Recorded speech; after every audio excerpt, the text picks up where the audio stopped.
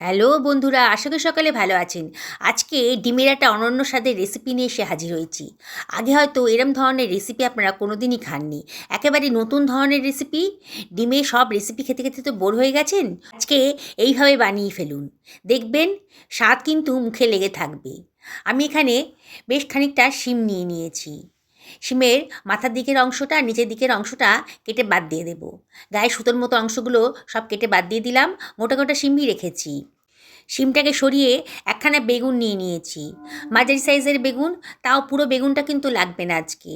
আমি যে পরিমাণ রান্না করব তাতে আমার অর্ধেক পরিমাণ বেগুনই যথেষ্ট, তাই অর্ধেকটা কেটে নিলাম।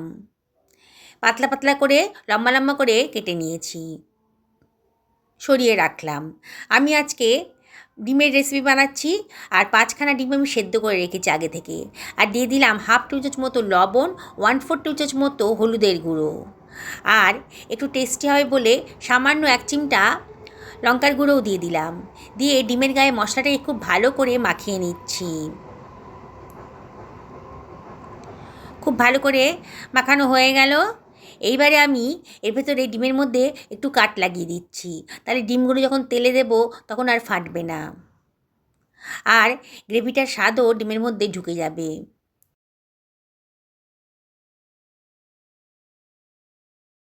এবার ডিমটাকে সরিয়ে রাখলাম। একখানা মশলা বানিয়ে নেব। মিক্সার গ্রাইন্ডারে 1 টেবিল চামচ মতো কালো সর্ষে দিয়ে দিলাম, 1 টেবিল চামচ সাদা সর্ষে দিয়ে দিলাম, 1 টেবিল চামচ মতো দিলাম পোস্ত দানা, আর 1 টেবিল চামচ লবণও দিয়ে দিলাম।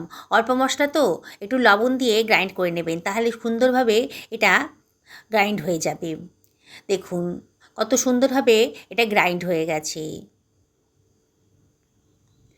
এবার এর ভেতরে আমি দিয়ে দিচ্ছি 1 ইঞ্চি পরিমাণ আদা কুচি,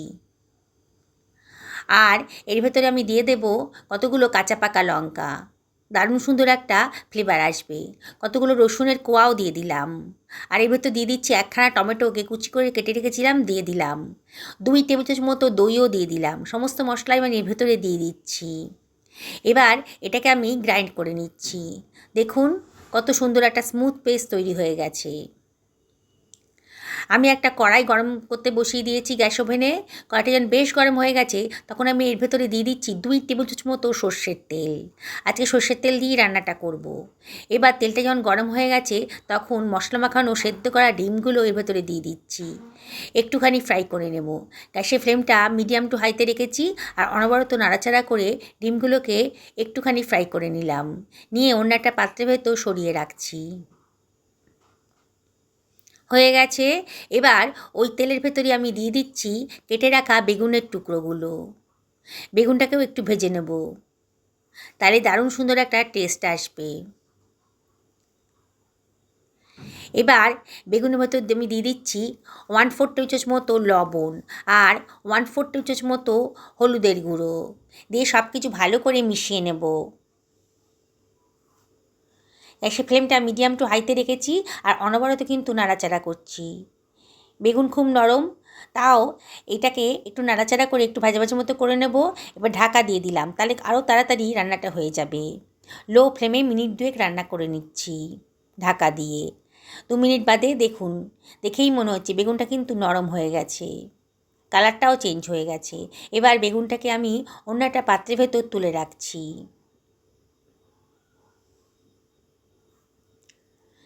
কড়াইতে একেবারে তেল ছিল না, সেই জন্যে আমি এর ভেতরে আবারও খানিকটা তেল দিয়ে দিচ্ছি। খুব বেশি দেব না।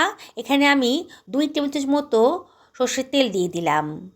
তেলটা যখন গরম হয়ে গেছে হাফ টেবিল চামচ মতো গোটা জিরে দিয়ে দিলাম, আর এর ভেতরে আমি দিয়ে দিচ্ছি কেটে রাখা শিমগুলো।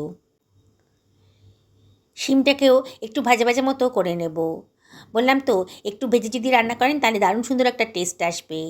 1/4 টেবিল চামচ মতো লবণ আর 1/4 টেবিল চামচ মতো হলুদের গুঁড়োও দিয়ে দিলাম। দিয়ে সব কিছু আবারও ভালো করে মিশিয়ে নিচ্ছি। গ্যাসের ফ্লেমটা মিডিয়াম টু হাইতে রেখে অনবরত কিন্তু নাড়াচাড়া করতে হবে। দেখুন আস্তে আস্তে শিমের কালারটা কিন্তু চেঞ্জ হয়ে যাচ্ছে। এবার ঢাকা দিয়ে আরও 3 থেকে 4 মিনিট আমি লো ফ্লেমে রান্না করে নেব। মিনিট 3 বাদে দেখুন, দেখেই মনে হচ্ছে শিমগুলো কিন্তু অনেকটাই নরম হয়ে গেছে, কালারটাও চেঞ্জ হয়ে গেছে। এবার আমি এর ভেতরে দিয়ে দিচ্ছি বেটে রাখা মশলার পেস্টটা। গায়নাটা ধুয়ে অল্প জলও দিয়ে দিলাম। দিয়ে সব কিছু আবারও খুব ভালো করে মিশিয়ে নেব। যেসব বন্ধুরা আমার রেসিপিটা দেখছেন অথচ এখন আমাকে সাবস্ক্রাইব করেননি, তাদের কাছে আমি একান্ত রিকোয়েস্ট করছি আমার চ্যানেলটা সাবস্ক্রাইব করার জন্যে।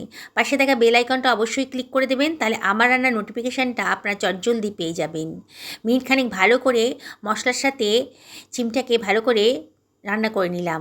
এবার দিয়ে দিচ্ছি 1/4 চামচ মতো হলুদের গুঁড়ো, হাফ টেবিল চামচ ধনের গুঁড়ো, হাফ টেবিল চামচ মতো জিরের গুঁড়ো, হাফ টেবিল চামচ মতো লঙ্কার গুঁড়োও দিয়ে দিলাম। দিয়ে আবারও সব কিছু খুব ভালো করে মিশিয়ে নিচ্ছি। দেখুন আস্তে আস্তে কিন্তু কালারটা চেঞ্জ হয়ে যাচ্ছে। দারুণ স্বাদের একটা রেসিপি আজকে তৈরি হতে চলেছে। এবার এটাকে ঢাকা দিয়ে মিনিট 5-6 লো ফ্লেমে রান্না করে নেব। 5 মিনিট বাদে দেখুন, দেখেই মনে হচ্ছে শিমটা কিন্তু একেবারেই সেদ্ধ হয়ে গেছে। তাও একটু চেক করে দেখে নিতে হবে। দেখুন শিমটা নরম হয়ে গেছে কিন্তু গলে যায়নি। আরও খানিক্ষণ ভাপে ভাপে রান্না হলে একেবারেই নরম হয়ে যাবে। আবারও সব কিছু খুব ভালো করে মিশিয়ে দিলাম।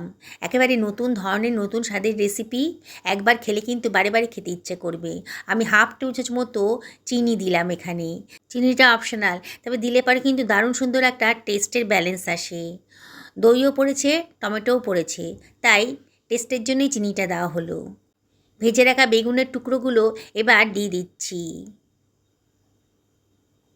দিয়ে সব কিছু আবারও ভালো করে মিশিয়ে নেব। দেখছেন তো বন্ধুরা রান্নাটা কতটাই সোজা, আর এই টেস্ট কিন্তু একেবারে দুর্দান্ত। একবার বানিয়ে খেলে কিন্তু বারে বারে আপনাদের এই হয়ে বানিয়ে খেতে ইচ্ছা করবে।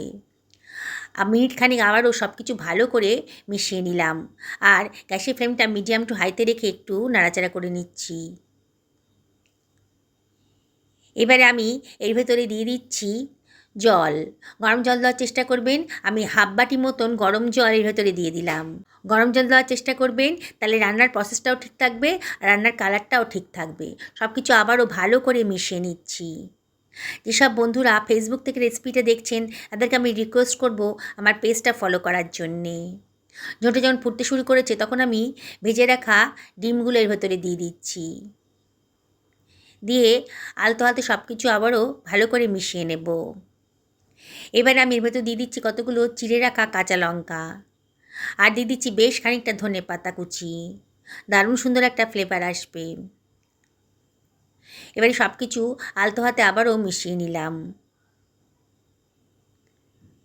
দেখছেন তো একবারে নতুন ধরনের রেসিপি।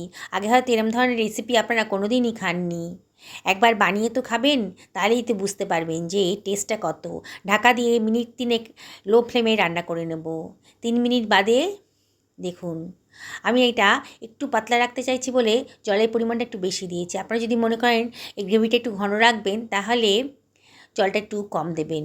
দেখুন আমার শিম তো আগেই সেদ্ধ হয়ে গেছিলো, বেগুনও ভেজে রাখা আছে, তাই সেদ্ধ হতে বেশি টাইম নেবে না। দেখুন আমার রেসিপিটা একেবারে রেডি হয়ে গেছে খাওয়ার জন্যে। আমি একটা সার্ভিং প্লেটে এটাকে সার্ভ করে দিচ্ছি। দেখুন বন্ধুরা কতটা লোভনীয় হয়েছে। সাধারণ ডিম দিয়ে যে এত সুন্দর একটা রেসিপি তৈরি হতে পারে আপনারা না দেখলে বিশ্বাসই করতে পারবেন না।